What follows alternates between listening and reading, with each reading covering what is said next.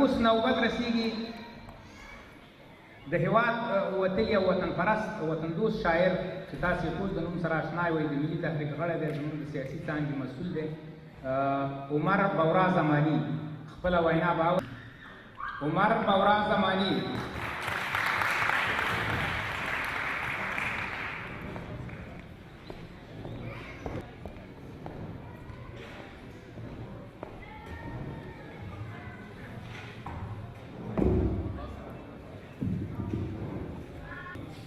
بسم الله الرحمن الرحیم د تلپاتې څښتن تعالی په سپېڅلي نامو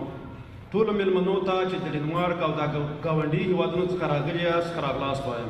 او ستاسو څخه منندوی یم چې زموږ سره مو د خپلواکۍ په دې غونډه کې ګډون وکړو او زموږ دا غونډه مو لا پسې بریالۍ او درنه کړه ټولو هېوادوالو ته د افغانستان د سیاسي خپلواکۍ د بېرته اخیستلو مبارکي وایم خپلواکي یو لوی نعمت دی چې انسان د خپلې خوښې او فیصلو کول اختیار په خپله ولري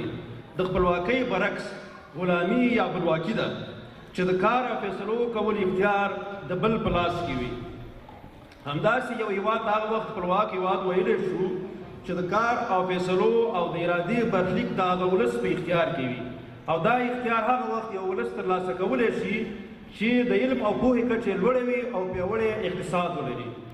د خپلواکۍ ډېر ډولونه دي چې په ټولو خبرې کول د وخت له کموالي له کبله ممکن نه دي خو یو څو بېلګې چې زما د خبرو موضوع جوړوي هغه دا دي سیاسي خپلواکي اقتصادي خپلواکي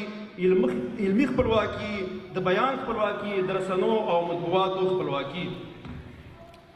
په 19 د اګست په افغانستان سیاسي خپلواکي ترلاسه کړه خو زموږ د هېواد یوه لویه برخه د هغه وخت یو لوی استثمار د برطانیا په ولکه کې پاتې شوه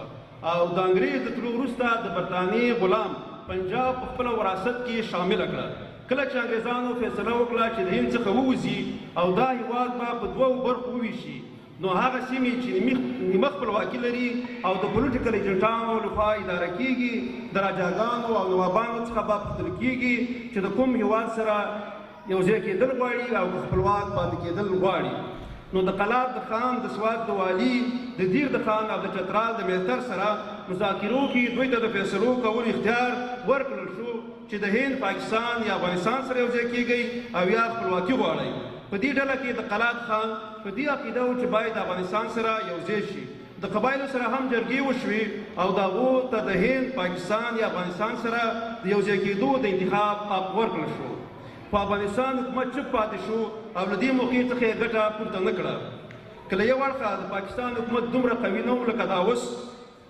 بل دا چې قبایلو ټول تجارتي او اقتصادي ګټې د افغانستان سره تړلې وې او قبایلو ځان ته افغانان ویل او لکه دا اوس د پنجاب اصل رسوخ څخه آزاد وو او د پنجاب میډیا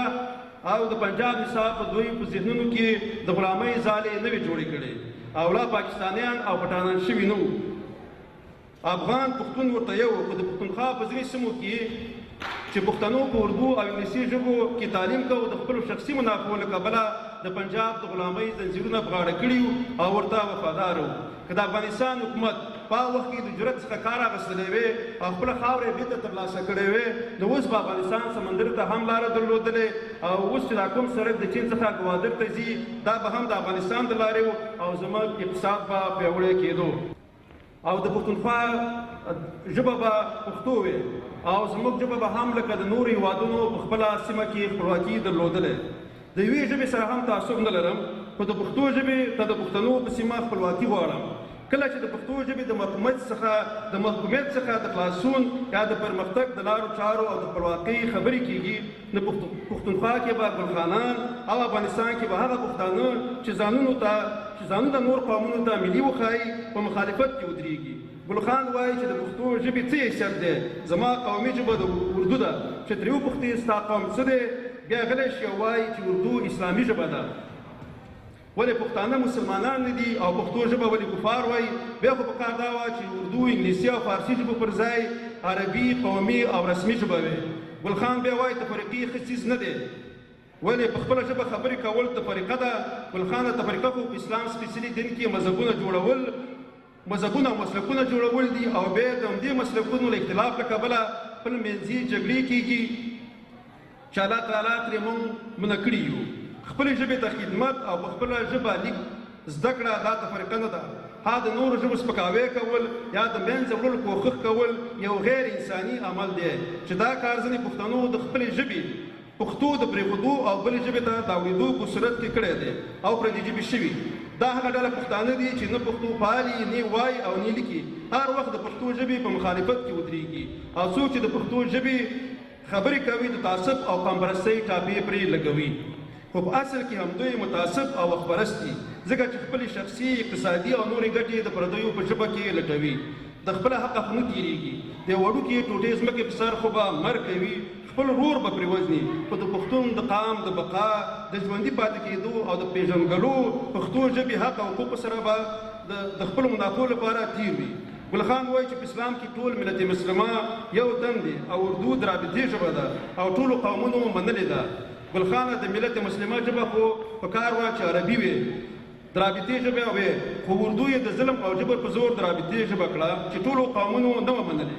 بنګالیانو په بنګال کې رسمي ژبه بنګالي غوښتله چې پاکستان ورسره ونه منله، له پاکستان څخه یې ازادي واخیستله او اوس هم سیمه کې د دفتر او زده کړو ژبه سیندي ده. خو یو ګل خان دی چې د خپلې مورنۍ ژبې په قدر نه پوهېږي. ګل خان په نړۍ کې خفادین ډېر دي، خو زه به د چنګیز او انګریزانو مثال درکړم. چنګیز هم یوه ستره امپراتوري جوړه کړه، خو چې کوم هېواد یې مستعمره کوو د هغه هېواد کلتور او ژبه یې خپلوله او خپله هېروله، نو هم خپله ورک شو او هم یې ژبه. پښتنو هم څو سوه کاله په هند حکومت وکړو، خو خپله ژبه یې حاکمه نه کړه، نو هم خپله ورک شو او هم یې ژبه ورکه شوه. دوهم انګریزان وو چې کوم هېواد یې هم نیوو په هغوی خپله ژبه او کلتور منلې، چې د انګریز د وتلو وروسته هم ژبه تر اوسه حاکمه ده او د هغو سیمو ژبې محکومې دي. چې د کوم قام ژبه محکومه وي هغه قام له فکري او ذهني اړخه محکوم وي او د وخت په تېرېدو خپله ژبه او پېژندګلو د لاسه ورکوي چې ورسره هغه قام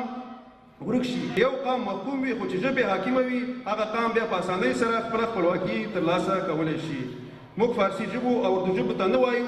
چې پښتو وایي او نه د حق ځان ته ورکوو چې په هغو خپله ژبه جبري کړو. خو هغه پښتانه وزیران چې د پښتنو په رایې او برخه قدرت ته رسېږي او بیا په پښتو ویلو ډارېږي او په اردو او فارسي ژبو کانفرانسونه ورکوي او د پښتو پر ځای اردو او فارسي ژبو ته اولویت ورکوي، په دغه توګه د پښتنو ژبې ضرورت او اهمیت له منځه وړي. هغه ځکه چې یوه ژبه د ضرورت او اقتصاد ژبه نه شي، هغه پرمختګ نه شي کولی. زموږ ژبه دا وخت د نړۍ د 65 میلیونو وګړو ژبه ده چې د وګړو د شمېر له مخې د نړۍ 20مه ژبه کیدی شي، په ملګرو ملتونو په مړو ژبو کې شمېرلې. هغه ځکه چې د پښتنو په سیمه پښتو ژبه خپلواکه او د ضرورت ژبه نه ده.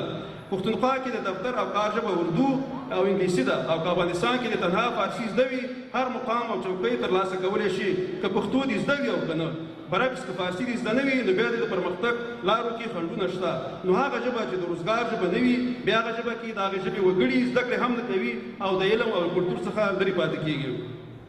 د حل لارې چارې هر هغه وزیر او مشیر چې د پښتنو په رای او برخه قدرت ته رسېدلي وي او پښتو ویلو باندې ډارېږي، بل ځل رای نه ورکول او د هغې کار څارل. داسې پښتانه وکیلان باید ولسي جرګو ته ولیږو چې پښتو ژبې سره مینه ولري او د پښتو د ژبو د حقوقو څخه دفاع وکړي، نه داسې پښتانه چې د پښتو له حقوقو تیر وي. د ادبي ټولنو او سیمینارونو جوړول او ورسره مرستې کول او پښتون نوي نسل ته په پښتو ژبه کې زده کړې زمینه برابرول، یو قوي او خپلواکه پښتو میډیا جوړول چې د پښتو ژبې او د پښتنو کلتور ژوندي ساتلو لپاره کار وکړي. موږ تاول پښتو تلویزیون هم خیبر هم یو پنجابي جوړ کړو چې هغې به د چا د منافعو لپاره کار کوو، دا هم یو سوالیا ده. په سوشل میډیا هر هغه پښتون وکیل، وزیر او لوړپوړي چارواکي غندل چې په خپله ژبه خبرې نه کوي، هغه لیکوالانو سره مرسته کول چې د کتاب د چاپ توان نه لري. د یو خپلواکه پیاوړي افغانستان او لوی افغانستان په هیله لر او بر یو افغان.